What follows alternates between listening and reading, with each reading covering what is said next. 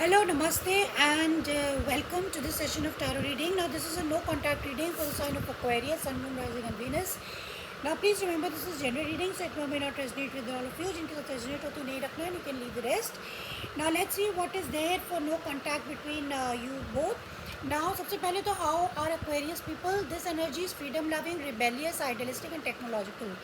तो एक्वेरियस बहुत ही टेक्नोलॉजिकल होते हैं, उन्हें बहुत इंटरेस्ट होता है टेक्नोलॉजी में, and they are also rebellious. तो वो काफ़ी विद्रोही भी होते हैं, अगर उनको कोई चीज़ पसंद नहीं होती है, आइडियलिस्टिक होते हैं या कोई सर्टन वे में चीज़ें नहीं होती, तो they are very frustrated and they don't like this. So let's see what they for Aquarius. The first no contact reading is losing yourself. Now this is a very interesting card Aquarian. इसमें जो लिखा है कि you feel lost in your partner, it's okay to be yourself and have your life, have your own life to.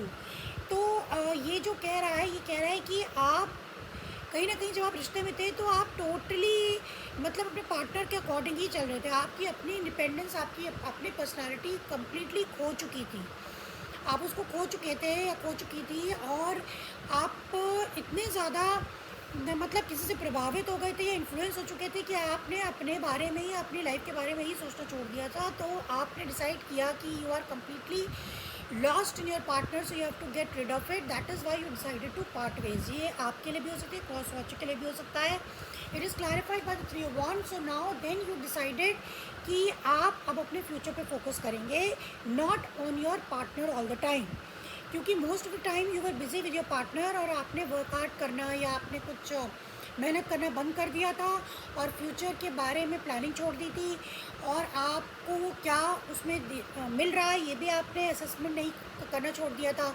Ultimately you decided कि आपने उस तरफ अपनी पीठ कर ली कि नहीं, मैं अब अपने फ्यूचर के बारे में सोचूंगा या सोचूंगी, and I am going to move according to that. The second card, we have got two cards here. First is stuck in the past and love is the answer. Love won't solve all your problems. You need to work on being independent and let go of your ex completely so you can truly welcome new love into your life.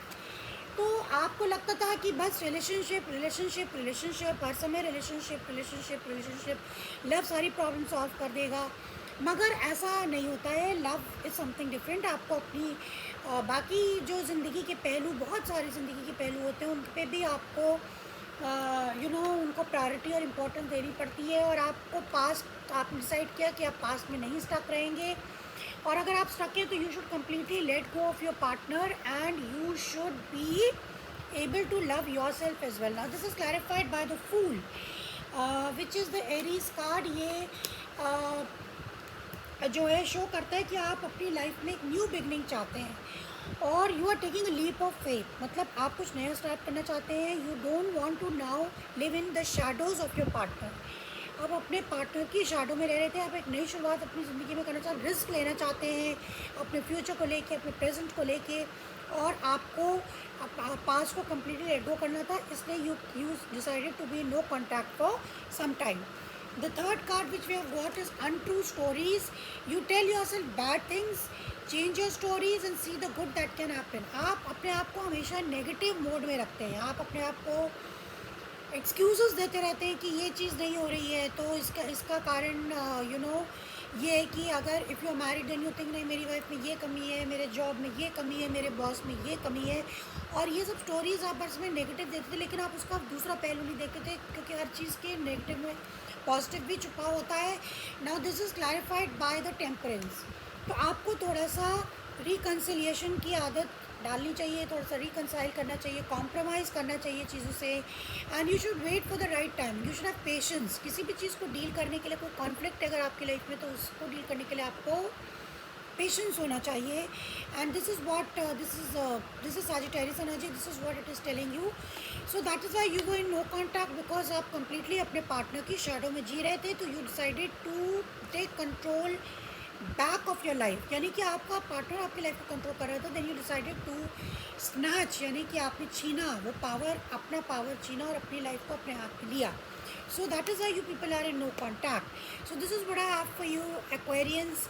And aquarians, remember कि according to astrology there are four planets जो कि आपके house में आने वाले हैं। So your first house will be affected very very heavily.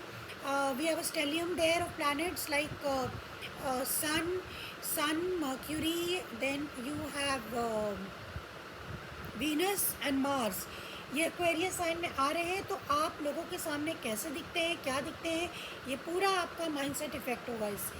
So this is what I have for you Scorpios, and I sorry you might be dealing with Scorpio Aquarius, and I hope to see you next time, and please hit the like button if you got something out of it. Bye bye.